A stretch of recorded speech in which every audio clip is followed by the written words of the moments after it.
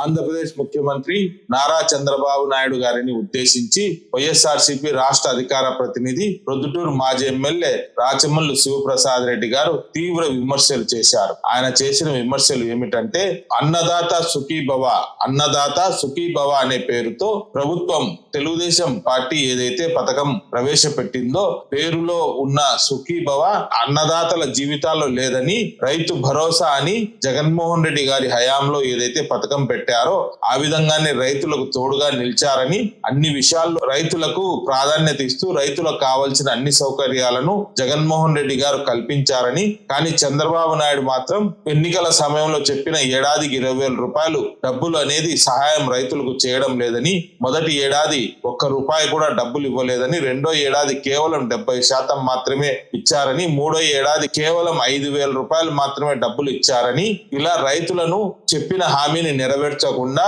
రైతుల జీవితాల్లో సుఖాన్ని దూరం చేసిన వ్యక్తిగా చంద్రబాబు నాయుడు గారు మిగిలిపోయారని ప్రొద్దుటూరు మాజీ ఎమ్మెల్యే రాచమల్లు శివప్రసాద్ రెడ్డి గారు అన్నారు. అలాగే ఏదైతే రాష్ట్ర ప్రభుత్వం ప్రవేశపెట్టిన యాప్ ఉందో, రైతులకు కావాల్సినటువంటి ఎరువులు మందులు నమోదు చేసుకోవడానికి ప్రవేశపెట్టారో ఆ యాప్స్ పనితీరు సరిగ్గా లేదని, రైతులకు అందించాల్సినటువంటి ఎరువులు మందులు సకాలంలో అందించలేకపోవడం రైతులకు తీవ్ర నష్టాన్ని కలిగిస్తున్న వ్యవహారమని ప్రొద్దుటూరు మాజీ ఎమ్మెల్యే రాచమల్లు శివప్రసాద్ రెడ్డి గారు అన్నారు. అలాగే రైతులకు కావాల్సినటువంటి గిట్టుబాటు ధర అందించకుండా ఎండనక వాననక గాలనక ఎంతో శ్రమతో పండించినటువంటి పంటను మద్దతు ధర లేక గిట్టుబాటు ధర లేక ప్రభుత్వం నుంచి సరైన స్పందన లేక నడి రోడ్డు మీద పడవేసి నిరసనను వ్యక్తం చేస్తున్న దృశ్యాలు ఓ కొల్లలు ఆంధ్రప్రదేశ్ రాష్ట్రంలో నమోదయ్యాయని, దీన్ని బట్టే చంద్రబాబు నాయుడు పట్ల ఆంధ్రప్రదేశ్ లో రైతులు ఎంత కోపంగా ఉన్నారో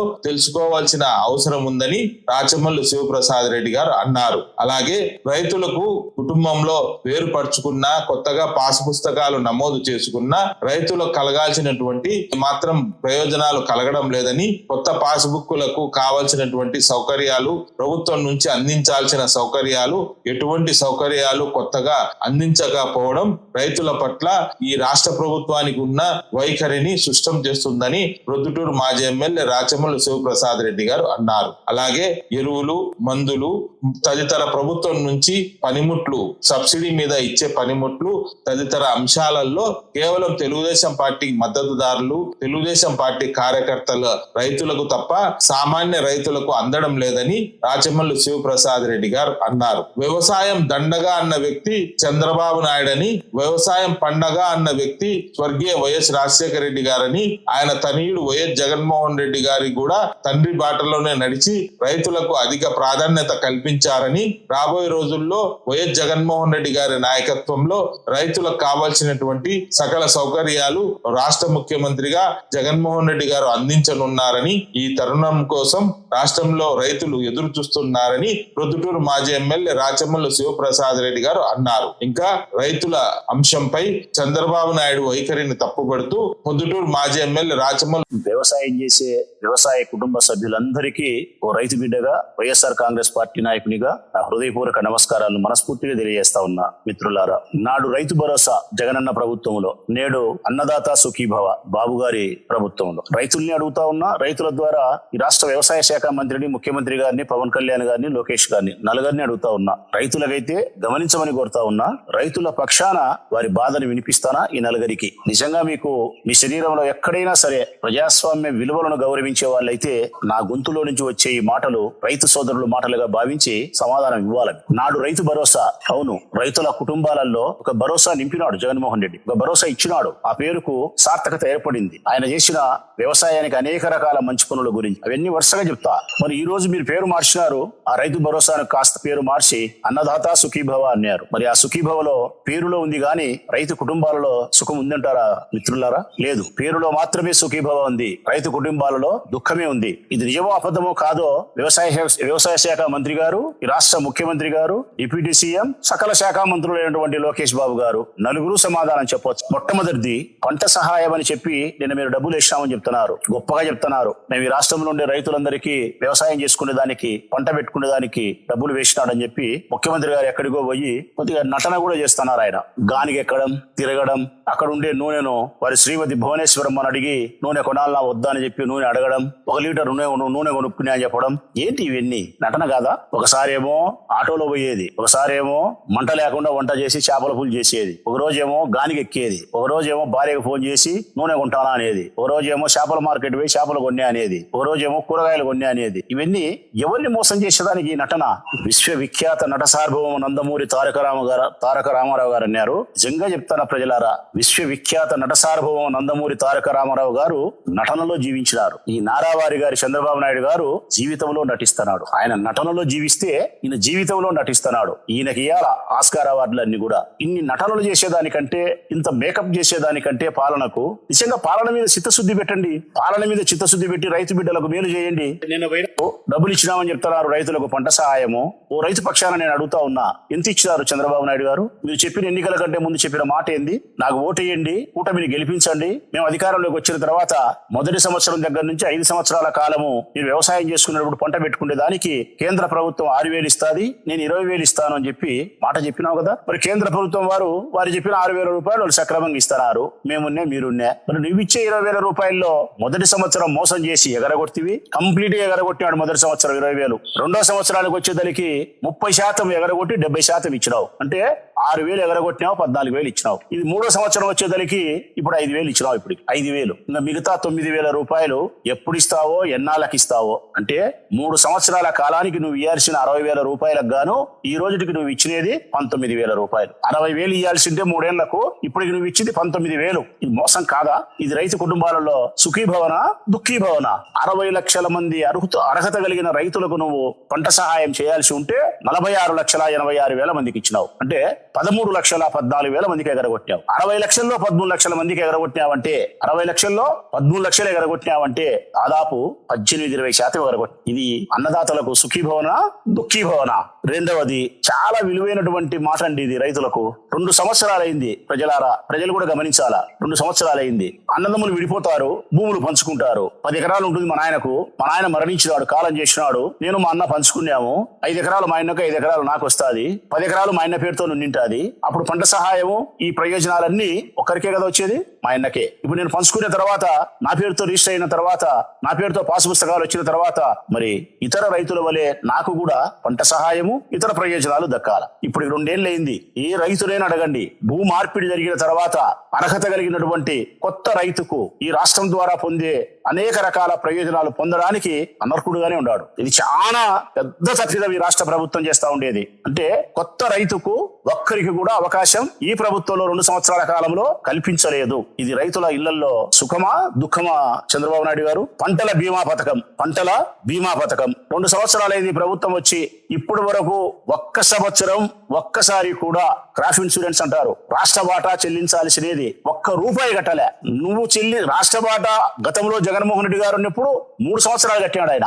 3 సంవత్సరాలు రైతులు కట్టాల్సినటువంటి ఇన్సూరెన్స్ డబ్బులు జగన్మోహన్ రెడ్డి గారి ప్రభుత్వం కట్టింది. ఇప్పుడు మేమేం అడుగుతున్నాం, రైతులు ఏమడుగుతున్నారంటే, నువ్వు కట్టకపోతే మా వాటా కనీసం మేము కట్టుకుంటే దానికైనా ఇన్సూరెన్స్ అవకాశం కలిపి అన్నారు. కట్టుకుంటే అవకాశం కూడా కలిపిలే క్రాప్ ఇన్సూరెన్స్. మరి క్రాప్ ఇన్సూరెన్స్ పంటల బీమా పథకాన్ని వర్తింపజేయడానికి కూడా అవకాశాన్ని రైతులకు కల్పించకపోతే రైతు కుటుంబాలలో సుఖీభవన? ఇది మీరే చెప్పాలా ముఖ్యమంత్రి గారు. పంటలకు మద్దతు ధర 2 సంవత్సరాల కాలం అయింది. మనం టీవీలలో చూస్తున్నాం, పత్రికలలో చూస్తున్నాం. ప్రజలారా, రైతులు పండించిన పంటలకు సరైనటువంటి ధర మార్కెట్ లో లేనప్పుడు ఆ రైతులు నష్టపోకుండా ఉండేదాని కోసము రాష్ట్ర ప్రభుత్వమే కొనుగోలు కేంద్రాలను ఏర్పాటు చేసి ఎక్కడికెక్కడ మద్దతు ధరనిచ్చి రైతు దగ్గర నుంచి ఆ పంటను కొంటాది. ఆ లాభాన్ని నష్టాన్ని ప్రభుత్వమే భరిస్తుంది.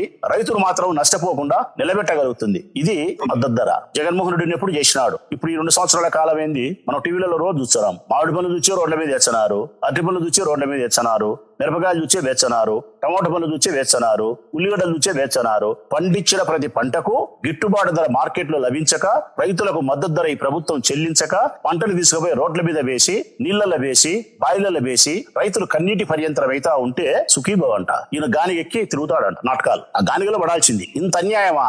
ఇంత అన్యాయమైనా గానీ పెట్టుబడి రాయితీ, ఇంకొకటి పెట్టుబడి రాయితీ. దీని పేరు పెట్టుబడి రాయితీ అంటారు. దీని అర్థం ఏంటంటే గన రైతులకు ఎప్పుడైనా ప్రకృతి వైపరీత్యాల వల్ల నష్టం జరిగితే గన ప్రభుత్వమే ఆ రాయితీని చెల్లిస్తుంది. కొద్దో గొప్ప 10%, 5%, 20%. వరికి ఒక 50,000, 70,000 నష్టం వచ్చిందంటే ఎకరాకు 4,000, 5,000, 6,000 చొప్పున ఇచ్చి కొంత వాళ్ళ కన్నీళ్లు దుర్చే ప్రయత్నం చేస్తుంది. దీన్ని పెట్టుబడి రాయితీ అంటారు, నష్టపరిహారం అంటారు. ప్రకృతి వైపరీత్యాల వల్ల సంభవించినటువంటి నష్టపరిహారాన్ని రాష్ట్ర ప్రభుత్వం చెల్లిస్తారు. జగన్మోహన్ రెడ్డి గారి కాలంలో 5 సంవత్సరాలు చెల్లించారు. అది కూడా ఎట్లా తెలిసిన మిత్రులారా, నష్టం ప్రకృతి వైపరీత్యాల వల్ల అధిక వర్షపాతం గాని, వర్షపాతం లేకపోవడం వలన గాని జరిగిన ప్రతి పంట నష్టానికి 30 దినాలు చెల్లించినాడు. మొగోలు తిన్న మీసం తిప్పి 30 రోజులే చెల్లించినాడు. ఇప్పుడు 2 సంవత్సరాలు అయింది. 6 ప్రకృతి వైపరీత్యాలు జరిగినాయి ఈ రాష్ట్రంలో ఇప్పటికీ. ఈ 2 సంవత్సరాలలో 6. ప్రతి ప్రకృతి వైపరీత్యానికి హెలికాప్టర్ ఎక్కి తిరిగినావు, నువ్వు నాటకాలు అన్నావు, డ్రామాలు చేసినావు, హెలికాప్టర్ ఎక్కి తిరగడానికి ఖర్చు పెట్టినావు, మాట ఇచ్చినావు. ఒక్క ప్రకృతి వైపరీత్యం వల్ల సంభవించిన ఒక్క పంటకైనా, ఒక్క రూపాయి అయినా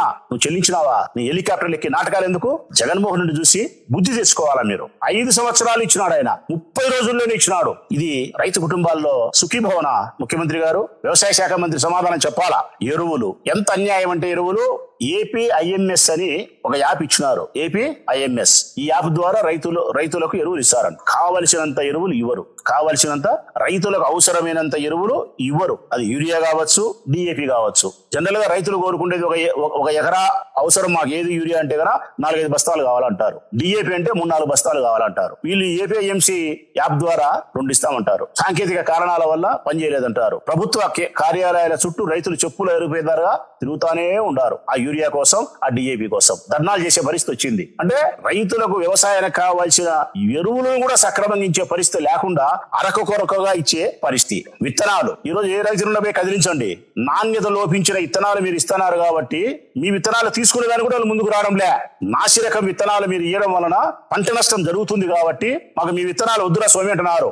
మందులు, విత్తనాలు గాని, ఎరువులు గాని, మందులు గాని ఇవన్నీ కూడా జగన్మోహన్ రెడ్డి గారి ప్రభుత్వంలో ఏ పల్లెలో ఆ పల్లెలో కావలసినంత నాణ్యత కలిగినట్టే ఇచ్చినారు. ఈ రోజు నేను చెప్పినట్టు APIMS ప్రకారం అరకొరక విత్తనాలైతే నాసిరకము. వ్యవసాయ పనిముట్లు, యాంత్రీకరణ పనిముట్లు, వ్యవసాయ యాంత్రీకరణ పనిముట్లు అంటారు. ఇది ఎంత అన్యాయం అంటే ప్రజలారా, ప్రజలు కూడా తెలియాలి. ఇది వ్యవసాయం చేసుకునే దానికి ఏ పనిముట్లు అయితే, ట్రాక్టర్ కావచ్చు, గుంటుక కావచ్చు, గొర్రు కావచ్చు, ఇంకోటి కావచ్చు, వ్యవసాయ పనిముట్లు ఏవైతే ఉన్నాయో సబ్సిడీతో ప్రభుత్వం ఇస్తుంది రైతులకు. ఏ రైతుకు అవసరమైతే ఆ రైతుకు ఇవ్వాలి. ఈ ప్రభుత్వంలో జరుగుతానేది ఏం తెలిసిన, ఉదాహరణకు మా వైఎస్ఆర్ కడప జిల్లా. ఈ కడప జిల్లాలో ఉండే ఎన్ని నియోజకవర్గాలకు సంబంధించి రైతు బిడ్డల కోసం, వ్యవసాయ పనిముట్ల కోసం వీరు పెట్టిన డబ్బు ఎంతంటే 4 కోట్లు. 4 కోట్లు ముక్కులో పెట్టుకో, ముక్కులో కూడా రాదు 4 కోట్లు. ఎట్లిస్తున్నారు? 4 కోట్లే కానీలే. అన్యాయం ఏం తెలుసునా?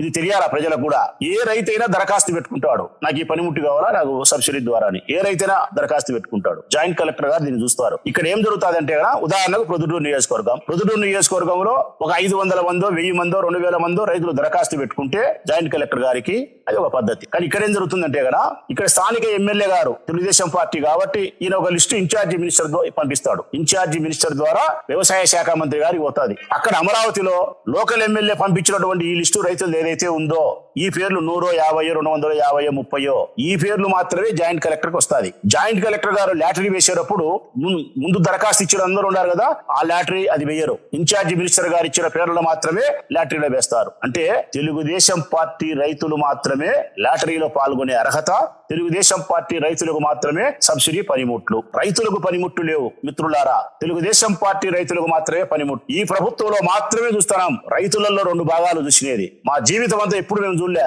రైతులంటే ఒక్కటే మాకు తెలిసినేది. రైతులంటే మాకు తెలిసింది ఒక్కటే, క్షేత్రంలో భూమిలో ఉండేవాడు, భూమిని దున్నేవాడు, వ్యవసాయం చేసేవాడు, పంట పండించేవాడు, నష్టమో కష్టమో భరించి ఈ దేశానికి అన్నం పెట్టే రైతులను మేము చూసినాం. ఇద్దరిని చూడలే మేము. ఈ ప్రభుత్వంలో ఇద్దరిని చూస్తున్నాం. ఆ ఇద్దరు ఎవరు తెలిసినా, నిజాయితీగా వ్యవసాయం చేసే రైతన్న ఒకడు, తెలుగుదేశం పార్టీ రైతన్న ఒకడు.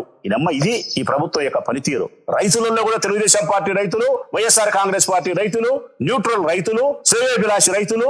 ఇంత అన్యాయానికి ఒడిగట్టి అన్నదాత సుఖీభావ్ అని పేరు పెడితే నిజంగా అన్నదాత సుఖంగా ఉన్నాడంటారా? మేము ఈ ప్రభుత్వాన్ని అడుగుతా ఉన్నాం. అన్నదాత సుఖంగా ఉన్నాడా చంద్రబాబు నాయుడు గారు? నేను అడుగుతా ఉన్నా ముఖ్యమంత్రి గారిని, పవన్ కళ్యాణ్ గారిని, లోకేష్ బాబు గారిని, వ్యవసాయ శాఖ మంత్రి గారిని, నిజంగా మీకు ఏదైనా ప్రజాస్వామ్యబద్ధమైనటువంటి విలువలకు ప్రాధాన్యత ఇచ్చే హృదయం ఉంటే మా ఈ ప్రశ్నలకు రైతులు అడిగినట్టు మేము అడుగుతా ఉన్నాం. మాట రైతులది, గొంతు మాది. అడుగుతా ఉన్నాం, సమాధానం చెప్పు. నీకు ధైర్యం ఉంటే, చిత్తశుద్ధి ఉంటే సమాధానం చెప్పు. నీకు ధైర్యం ఉంటే, చిత్తశుద్ధి ఉంటే, నిజాయితీ ఉంటే మీరు పంట సహాయానికి 60 లక్షల మంది ఉంటే 46 లక్షల మందికి ఇచ్చింది వాస్తవమా కాదా? మొదటి సంవత్సరం ఎగరగొట్టింది వాస్తవమా కాదా? 20 ఇస్తామని 14,000 ఇచ్చింది కరెక్టా కాదా? ఈ సంవత్సరం 5,000 ఇచ్చింది కరెక్టా కాదా? సమాధానం చెప్పు.